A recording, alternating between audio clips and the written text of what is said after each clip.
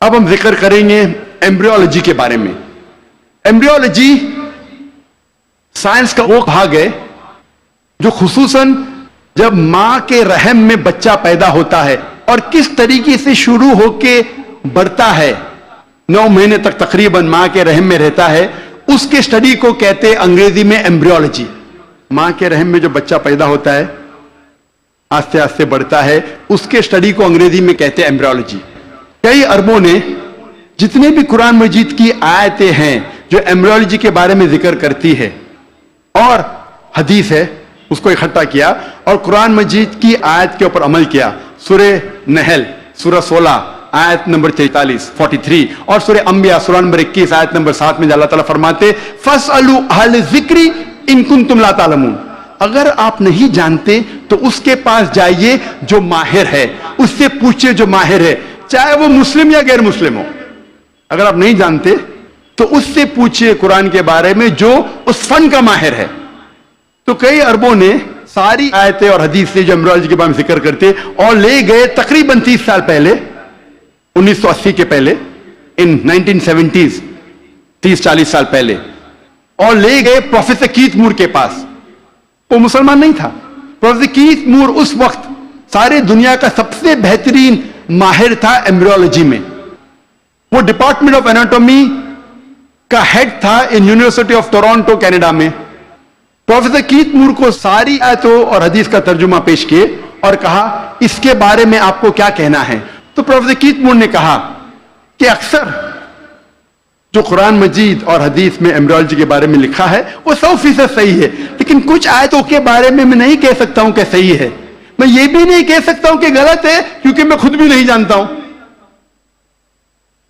اور 2 ایسے آیت تھے جو پہلے 2 آیت جو نازل کی گئے تھے، سورہ اقرا سورہ علق سورہ نمبر 96 آیت نمبر 1 اور 2 جہاں اللہ تعالیٰ فرماتے اقرا بسم ربک الذی خلق خلق الانسان من علق. پڑھو اس کے نام سے جو خالق ہے جس نے انسانوں کو بنایا ہے علقہ سے، خون کے لوتھڑے سے، جونک سے، لیچ لائک سبسٹنس سے. پروفیسر کیتھ مور نے کہا میں نہیں جانتا ہوں کہ ایمبریو جب بچہ پہلے سٹیج میں ہوتا ہے، مرحلے میں ہوتا ہے، وہ جونک جیسا لگتا ہے. تو پروفیسر کیتھ مور اپنے لیبارٹری میں گئے اور پاورفل مائکروسکوپ کے اندر دیکھا اور ایک جونک کی تصویر لی اور اسے کمپیئر کیا اور وہ حیران ہو گئے یکسانیت پہ. اور اس کے بعد جب انہیں 80 سوالات پوچھے گئے ایمبریولوجی کے بارے میں جو قرآن اور حدیث میں ذکر آتا ہے، تو پروفیسر کیتھ مور نے کہا اگر آپ مجھے یہ 30 سال پہلے پوچھتے تو 50% سے زیادہ میں جواب نہیں دے سکتا تھا، کیونکہ embryology is a new branch which is developed in the field of medicine. وہ نئی برانچ ہے میڈیسن کی. اور پروفیسر کیتھ مور نے کہا کہ یہ کتاب قرآن مجید کوئی انسان لکھ ہی نہیں سکتا، اور مجھے کوئی شک نہیں ہے کہ یہ قرآن مجید خدا کی طرف سے ہے اور محمد صلی اللہ علیہ وسلم اس خدا کے پیغمبر ہے.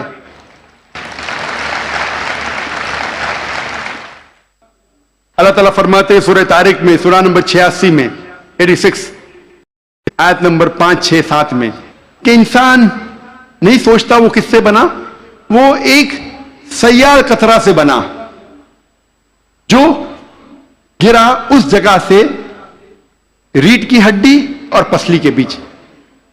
اللہ تعالیٰ کیا کہنا چاہتے جب کہا کہ انسان بنا ایک سیال قطرے سے جو گرا ریڑھ کی ہڈی اور پسلی کے بیچ.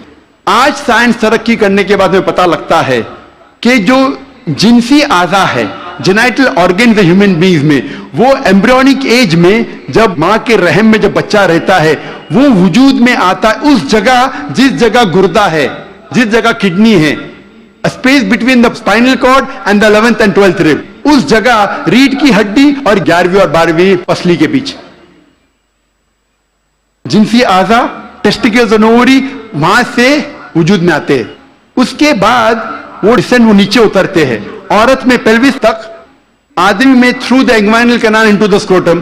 لیکن نیچے آنے کے بعد یہ جنسی اعضا جب انسان بڑا بھی ہو جاتا ہے، ماں کے پیٹ کے باہر نکلتا ہے، پھر بھی نیچے اترنے کے باوجود ان کے خون کا سپلائی اور نرو سپلائی اسی جگہ سے آتا ہے جہاں گردہ موجود ہے، اور لمفیٹک ڈرینیج اسی جگہ جاتا ہے جہاں گردہ موجود ہے، ریڑھ کی ہڈی اور 11ویں اور 12ویں پسلی کے بیچ.